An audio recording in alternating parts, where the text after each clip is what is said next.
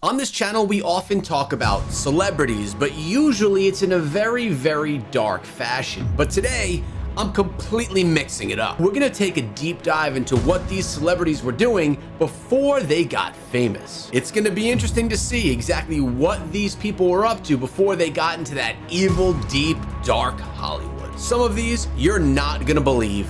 Let's dive in. While you might think celebrities just randomly pop into the spotlight one day, that couldn't be further from the truth. Everyone starts somewhere, and for Adam Sandler, it meant stepping onto a stage with zero comfort and a lot of nerves. Girls kind of intimidate me a little. I get nervous talking to them. I saw this cute girl on the street today. I was with my friend. I said, boy, I wish I could ask her out, but I don't know what to say. My friend said, just ask her out. The worst she can say is no. So I asked her out, and she said, get away from me, you loser.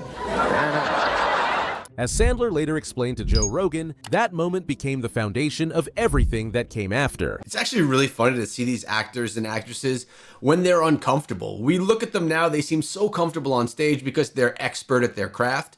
But even right there, Adam Sandler in the beginning, he was awkward, uncomfortable, his jokes weren't even that funny, and it's kind of cool to see them in that kind of context. 22, moved out to LA, did stand up at the Improv. It's probably my third time ever. I get off stage, 2 or 3 nice youngsters, director, writers, came up to me, hey, that was good, you want to be in a movie? I said, yeah, for sure. They were like, okay, we're going to make a movie, we're doing a movie on a boat. I said, so do I have a big part? They go, well, you're the star. I go, okay, cool. Success stories rarely start where you expect. For Oprah Winfrey, it began behind a local news desk, still figuring things out on camera. Now, this is a little strange because we do talk about Oprah Winfrey a lot in the channel, but really not in a positive light. And this video definitely does focus on more of the positive than the evil things that some of these people actually partook in while they were on their rise up. In Dallas, the president headed to Arlington, Texas, where he was part of a panel discussing the housing industry. That chapter didn't last long. She was eventually fired, but looking back, she credits that moment as the turning point that led to everything. You went initially to be an anchor woman, and then it didn't quite work out. Yeah, I got fired.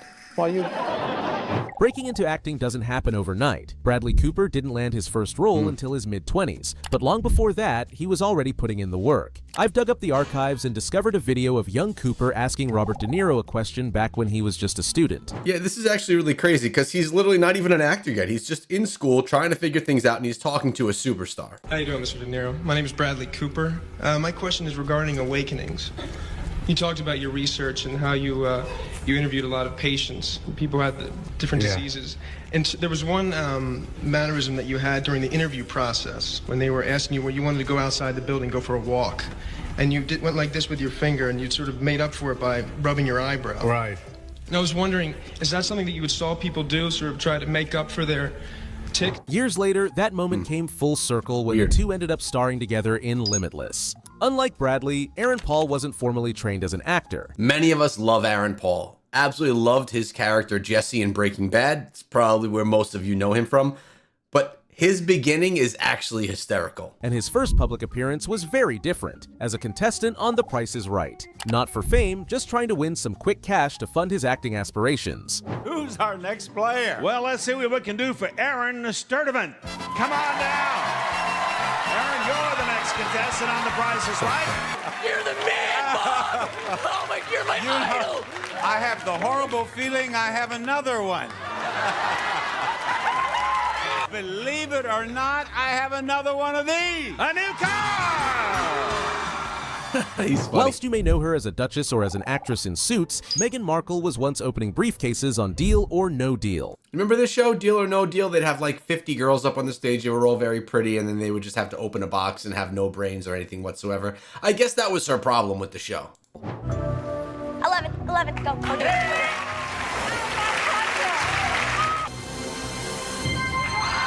Despite earning good money, she eventually walked away from the show, later explaining she didn't want to be reduced to just a visual role. I ended up quitting the show. I was so much more than what was being objectified on the stage. I didn't like feeling forced to be all looks and little substance. Before becoming one of late night's biggest names, Jimmy Fallon took a massive risk, dropping out of college to chase comedy full-time, earning just $7.50 per set. Isn't it so strange to see some of these actors and actresses so young? I mean, I guess many of us have been around for a while, but Like, just look at these pictures of him. Please welcome Jimmy Fallon. Wow. Hello, my name is Jimmy Fallon, and welcome to the auditions for Trell Productions Incorporated. Remember, we're looking for a star or celebrity to sponsor our new line of Trell dolls and our new series of commercials. So let's start the auditions. Thanks for coming. First up, Mr. John Travolta. She's like, thanks for having me. I swear to God, this is so weird over here, right? True doll out on the street. Got no job, got no money, got no shoes on the feet. Not long after, Fallon got his first real break when Conan O'Brien brought him into the late-night world. I mean, he wasn't that funny when he was starting out, and it seems like so many people come from the comedy from the stage when they're just comedians, and a lot of them kind of cheesy, actually. Please welcome very funny guy, Jimmy Fallon.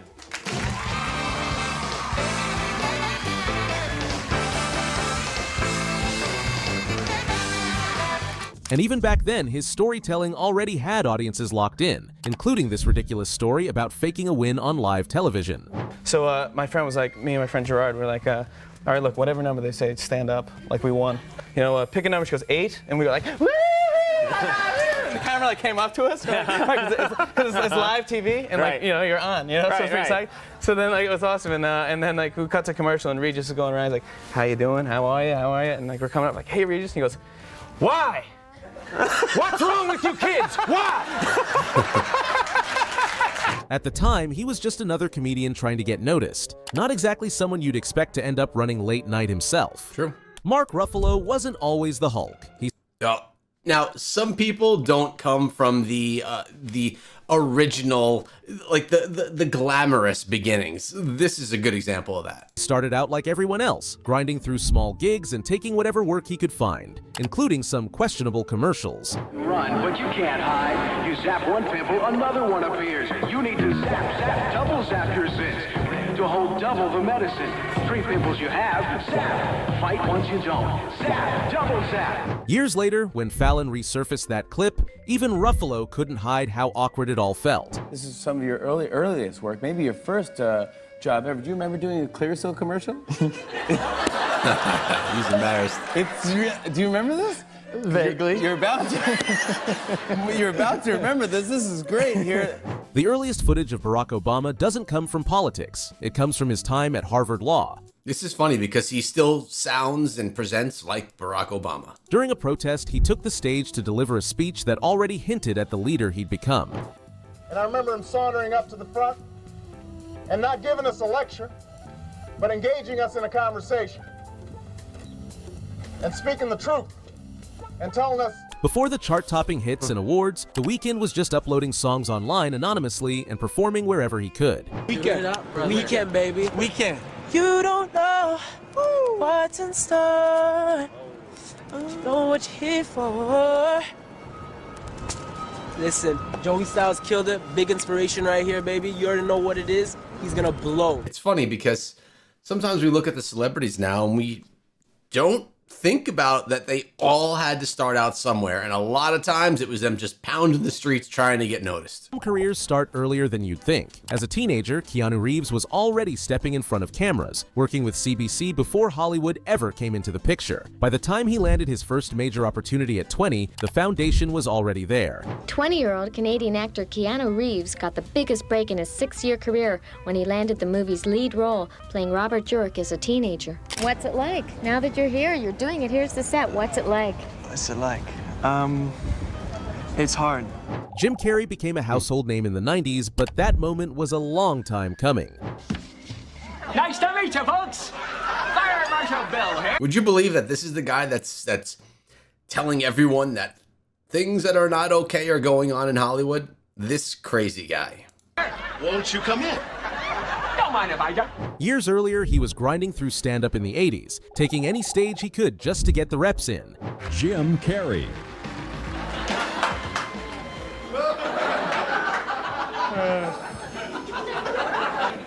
Good evening, ladies and gentlemen. Feeling a little strange tonight, and I'm not sure why.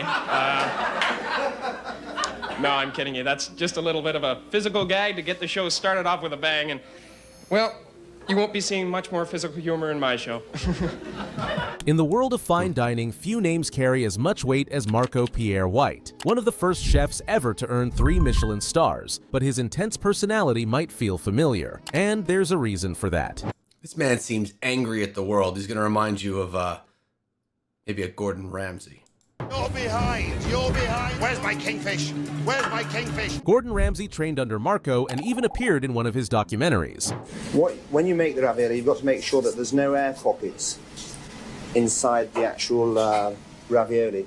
Back then, Gordon looked nothing like the chef we know today, and according to Marco, he once even pushed him to tears. He remains the only human being, as far as I'm aware, who's ever made Gordon Ramsay cry. No, I didn't make Gordon Ramsay cry. He made himself cry. That was his choice to cry. Their relationship didn't just fade, it collapsed completely after Gordon showed up to Marco's private wedding, with a full film crew. To live a lie. To pretend I cook when I don't cook. Continue to charge high prices, question my own integrity, and everything that I've ever worked for.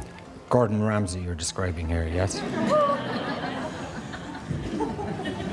Looks like they had a falling out. I'm just giving you a little bit of clarity. Okay. Plans don't always go the way you expect, and Dwayne Johnson had only one goal: to make it to the NFL. I didn't know that he played football. Did you guys know that? I had no idea. But after multiple injuries completely derailed his football career, he was forced to pivot. That pivot? Professional wrestling, the move that changed everything. Number 94, Dwayne Johnson, finally gets a piece. Before the fame and the millions, Rihanna was just a teenager with one goal: become a singer. At just 16, she left everything behind in Barbados and moved to the US to chase that dream. Now, unfortunately, if you guys follow my channel, which please subscribe, because we go way in depth about some of these celebrities, many that we've actually seen in this video, she paid some serious prices for getting into show business. It's not mentioned here today, but it's mentioned in some other videos. I can't tell you where I see myself in 5 years, but I can tell you that I will work my best to be the most successful artist that I can be. It was a huge gamble, but one that paid off beyond anything she could have imagined. The same can be said for Katy Perry. She was performing under a completely different identity. Katie Hudson, a Christian religious singer. Many people in the world will never truly be so free. Crazy. Yeah. Only reason that I live is Christ come down and died for you and me. I live because Christ died. Looking at her promiscuous music videos now, it's hard to believe how different her starting point really was. She was actually in a video on the channel recently regarding her inappropriate behavior with another female actress. Yeah, it's kind of hard to believe that she comes from the church music system. Before building Microsoft into a global empire and becoming Apple's biggest rival, Bill Gates made a surprising appearance. Can you even hear Bill Gates' name right now without thinking Epstein files? I know I can't, but I guess he had a beginning as well before he was in that corrupt world. In a commercial for the very company he would later compete with. The development of Macintosh by Apple has been paralleled by the work of leading software developers. It's a great machine. It's a step forward in terms of the way it uses graphics and the speed. And this is a machine that a lot of people are going to be able to afford. So I figured we'd take that lighter approach for today, because every celebrity, whether they are good or bad, does have a beginning when they're pure and trying to make it. To dive deeper into some of their stories, check out this video. And remember, guys, I'll see you over there.